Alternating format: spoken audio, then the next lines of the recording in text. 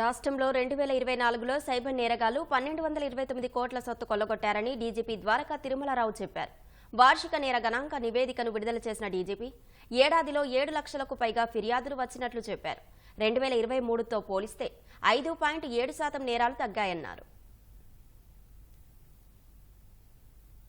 When you look at the cyber crimes, 1930 caller number ఉంది మీకు అందరూ తెలుసుది. National cyber crime reporting portal NCRP number అది. దీంట్లో చూసినట్లయితే మనకి సైబర్ క్రైమ్ కాల్స్ వచ్చిన దాంట్లో పెరిగింది, FIRs పెరిగినాయి, లాస్ కూడాను 173 కోట్లు పోయిన సంవత్సరం పోతే ఈ సంవత్సరం 1000,229 కోట్లు ప్రాపర్టీ పోయింది అమౌంట్ లాస్. ఇది చాలా పెద్ద విషయం, చాలా ఎక్కువ పోతా ఉంది. ఒక్కొక్క డిజిటల్ అరెస్ట్ కేసు అయితేనేమి, సెక్స్టార్షన్ కేసు అయితేనేమి 40 లక్షల నుంచి 80 లక్షల దాకా యావరేజ్ గా పోతా ఉంది. కొన్ని చోట్ల మోర్ దెన్ 1 crore కూడా పోయింది ఒక్కొక్క కేసులో.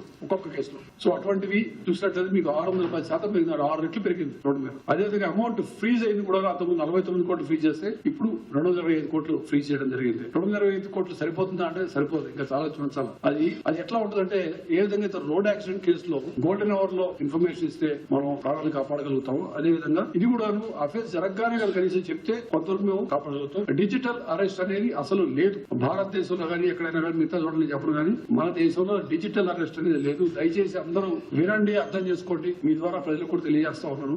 డిజిటల్ అరెస్ట్ కానీ